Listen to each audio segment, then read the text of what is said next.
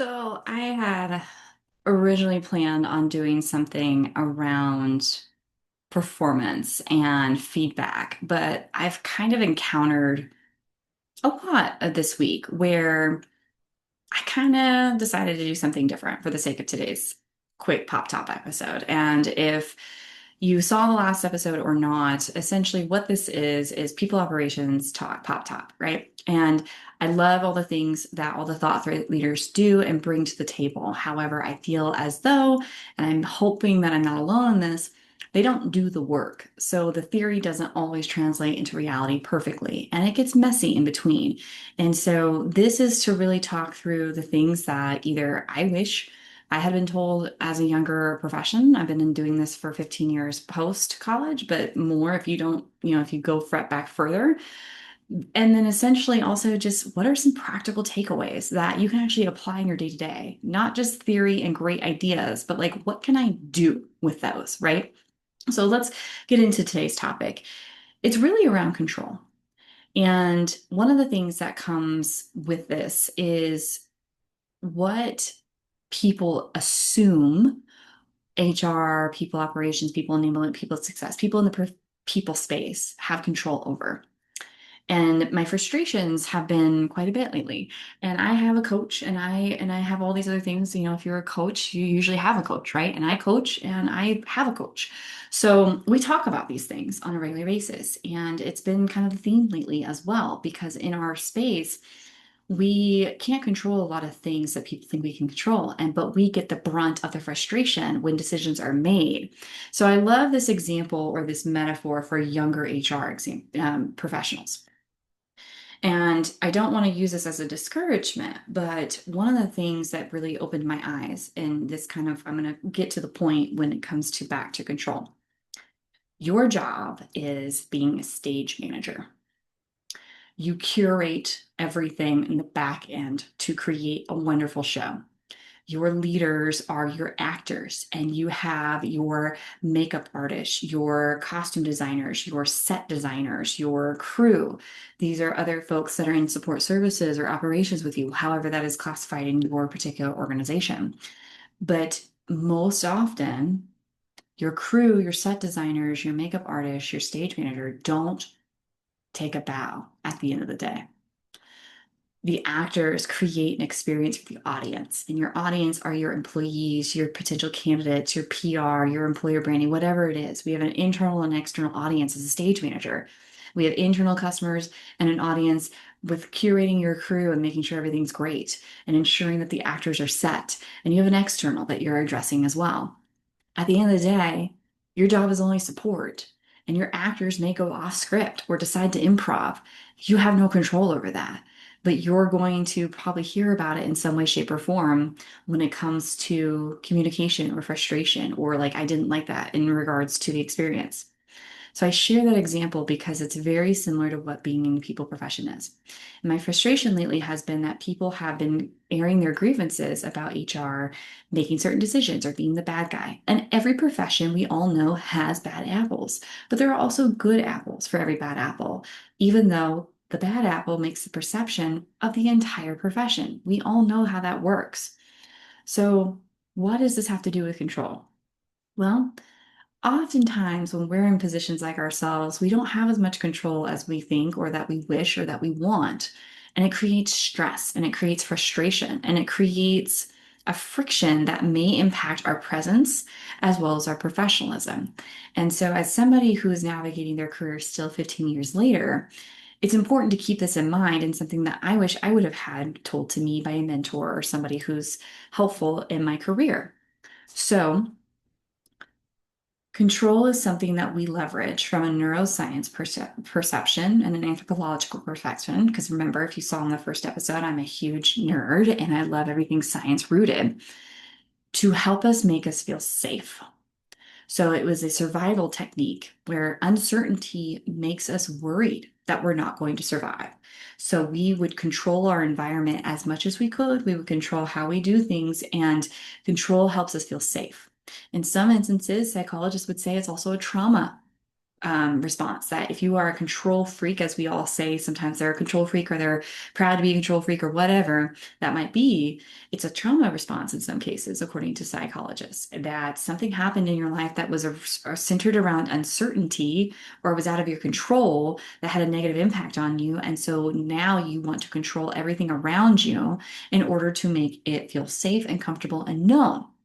And how this translates into the workplace, I don't know about you, but oftentimes you know, I think I've said this in most every role I've ever been in. It's like if you would just evolved me sooner, we wouldn't be here, right? Like if I could have dealt with this or it should have been done this way, we wouldn't be in the mess that we're in or the fire drill that we have. And where this comes down to in the professional setting of as a people profession is that you don't have control over the majority of the things that you wish you could. And we have to accept that.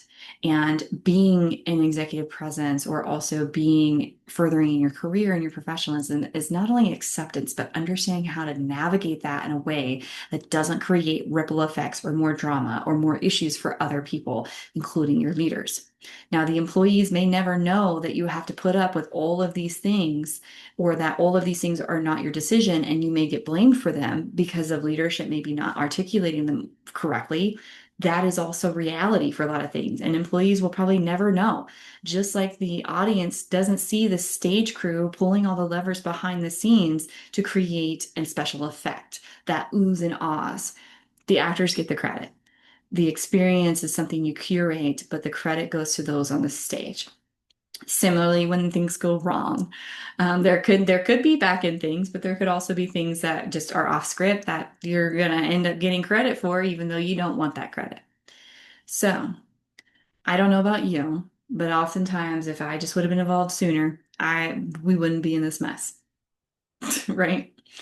But that's out of your control.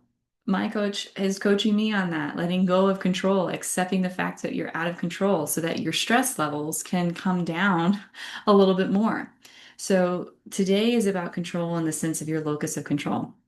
Learning to let go is hella hard, and learning to accept to let go is hella hard. But one of the things that I have been doing this week, very hard, like it's hard, but I've been doing it this week, is asking myself in these stressful situations, what can I control right now and what can I not control? Asking that question requires me to turn off my feelings and look for fact fighting and reasoning. My prefrontal cortex is highlighted and I have to reason with the feelings. And so I'm able to lower my frustration by going to facts and logic and just focusing on that. So I can say, I can control this, this, and this in this moment. That's all I can do. That's all I'm going to do. And I'm done and pass it along, pass it back to them. That helps me not only lower my stress levels, but it helps the play keep moving forward. So that if this particular actor goes way off script and decides to make a drama into a comedy, I can control certain things with my partners, either with the backstage or just other folks in the crew, and say, these are the things we can control. That's what we're going to do. And we're going to correct this scenario. And that actor is either going to be taken off, rescripted, moved, whatever that might look like. But what I can control is what I control, and everything else I got to let go of. I will tell you just this week, it's been more frustrating than I can say. At the same time, doing those questions has also given me an opportunity to not be as stressed as I normally would, or carry it, or create more drama than it should have. And that's super important in your career because if you want to be taken seriously as a people person in the space, as a partner, you cannot create more drama. You cannot say, if you would have involved me sooner, or I want you to be my partner in this, like, how can you do that? You got to remove those things. Show up where you need to show up, do what you need to do. That's what is required of you in some cases. And it's going to be good in some cases and bad in others. Accept what you can control and control it. Let go of the things you can't. Easier said than done. But one of the ways, like I said, I always want you to take away something. One of the ways to help you in that, ask yourself the question each time. I'm stressing out. This happened. This bomb dropped today. I've had several bombs drop this week. What can I control in this moment? What can I do right now? What can I not do? Okay, I'm only going to focus on what I can do. That has saved me a lot this week. And it allows me to get what I need done, clear the way, pass it along, and I have to be okay with it not being perfect. but ensuring that the audience still gets a show. At the end of the day, you are a stage manager and you just have to ensure that the show goes on and that you create a hell of a good show no matter what happens on that stage. And you keep going forward until that curtain call comes and you're able to look at what you created and know that it was the best that you can do with what occurred. That's all you can do. And sometimes that's enough. And that kind of goes back to last episode again, that you have to accept that sometimes enough is just enough and it's good enough versus it has to be perfect. And I'm happy to go down a whole rabbit hole around my frustrations of people talking bad about the profession. But how can we handle that in our profession? Control what you can control. Control how you show up in the profession. Prove people wrong by showing that you balance the needs of the business and the needs of the employee, and that you're going to do your job and you're going to do it well. That's what you can control. You can't control people's responses to that or their reactions to it or how they feel. That's all there is. You need to worry about you. You don't need to worry about anyone else and their opinions or their perceptions of what you do or how you do it. I know it's a little over time. I want to be mindful of the 10-minute limit that I put on myself. But that's what Pop Talk is. It's a real talk, it's a real conversation, it's the real stuff that we're going to ground in science, facts, and something you can take away, hopefully, and put into practice immediately for you to do. And we're going to all grow together. If you have a topic or a question you want addressed directly, I would love to hear that. If you want to be on the call and just chat for a couple of minutes with me, I'm also down for that. This is something that I'm doing that may or may not result in anything, but I'm going to keep doing it because that's all I can control. So thanks for joining and have a great rest of your day.